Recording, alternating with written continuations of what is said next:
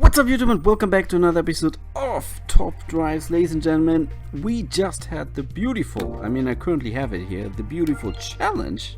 You probably saw what I got and what I didn't get, and so on. So I finished it.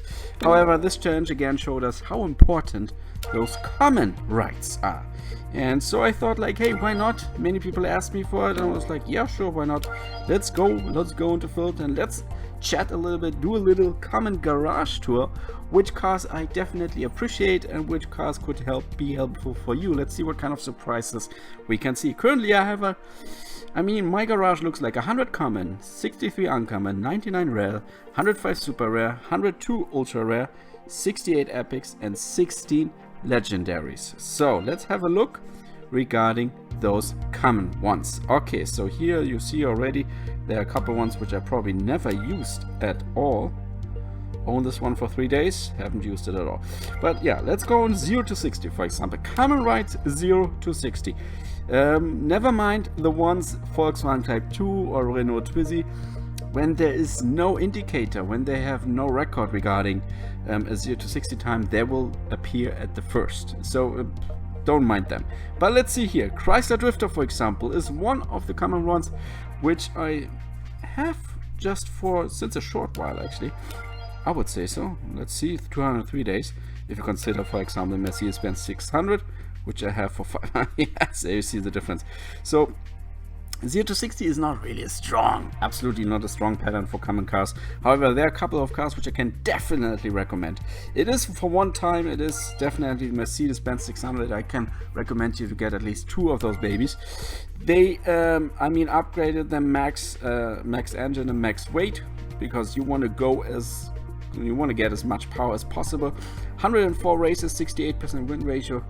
Not that much, but still, ladies and gentlemen, definitely useful for anything 1 mile or 0 to 60 events, test bowl, if you actually need some low RQ cars for this.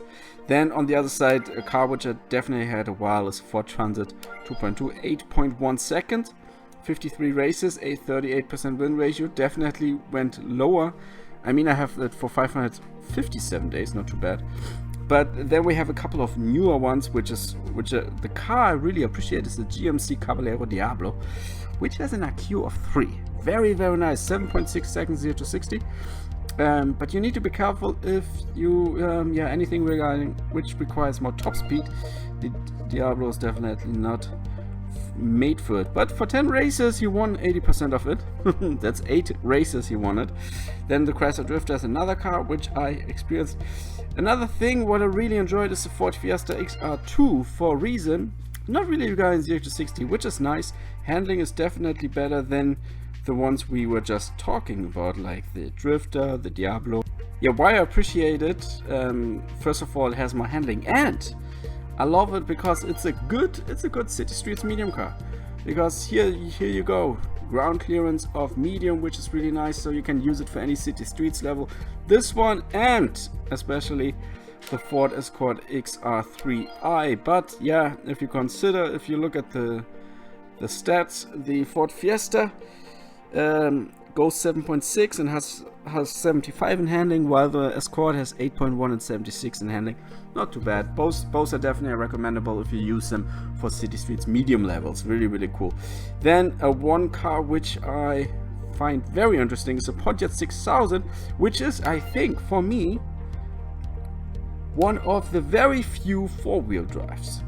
And this one is a four-wheel drive and performance tires. And 80 in handling for a common ride, that's pretty decent. Definitely decent if you have some action going on regarding rain or even whatever, dirt or gravel, and you need at least a car which can handle it a little bit.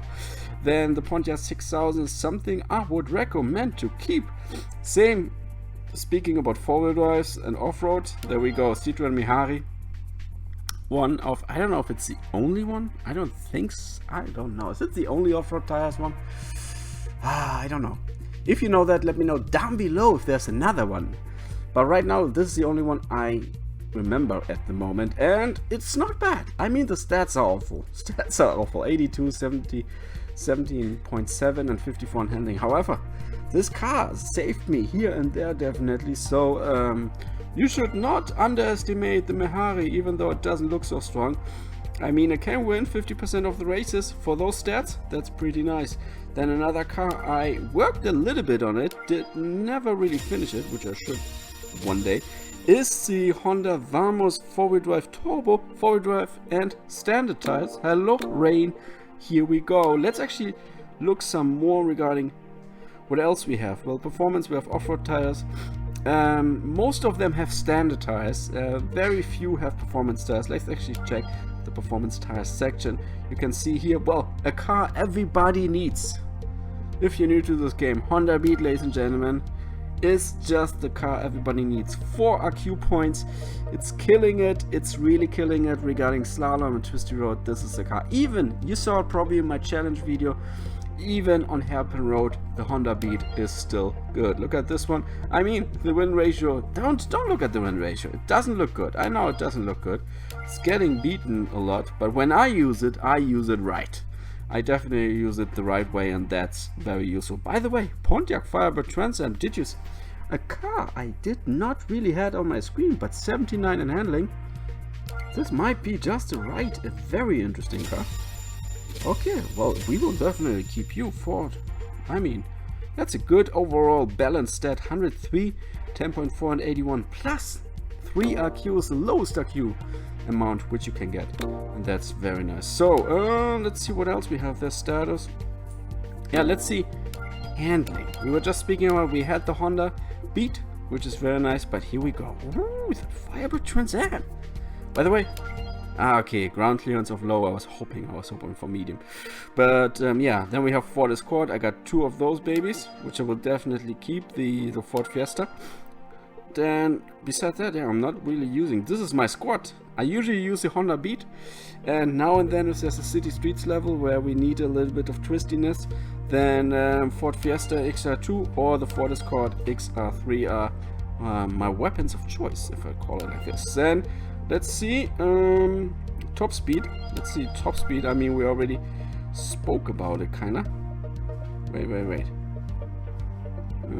Why is the, okay, performance test. I was like, why is the Mercedes-Benz 600 out there?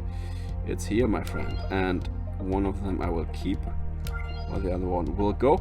Top speed, yeah, look at this. Not too bad, definitely not too bad. I don't know how the 507, the BMW, will actually perform 160 and 184. Here we go for 272 and 405. I think the 600 is killing it. However, the 507 is definitely more interesting if we need a bit of top speed, and on the same time we don't want to totally abandon handling, because here we have 63 in handling, which is not too bad, not too bad. Then Austin Healey, oh yeah, those cars I'm definitely never going to touch. By the way, I should work on this one day. I will. So yeah, and yeah, oh man, I almost forgot it. We got 2 more beauties here, which I currently see. It is, for one side is the Ford Focus Coupe Cabriolet. This one is a very interesting ride, especially for rain. First of all, we got the standard tires, and second, this car is from 2007. So this one has traction control and ABS. Let's go now actually, and let's go here and do it standard tires, and then not top speed, we will do the handling. So we say we definitely need some handling monsters. You will see, for example, the Austin Ambassador is not too bad with 78 and 10.1. However, this car is old, no traction control, no ABS, so there we have some issues. But the Ford Focus Cabriolet is another little city streets rain monster, that's how I would call it. I really enjoy this car. Same goes for the Lancia Ypsilon, which was useful for a specific reason, because now and then they're Italian events and they want you to push you a little bit to use low RQ cars now and then, at least. So I was like, okay, at least a Lancia, this is what I keep. Then obviously, if we speak about rain, if we speak about slalom test, if it's not the Honda Beat, it definitely is the Renault Twizy. Because the Renault Twizy is, as a Honda Beat, just amazing regarding slalom test. Really good. And if we get a bit of rain, this is just killing it. Okay. So I kind of feel like those are at least my, I mean, I got tons of cars, but we don't want to focus on too many.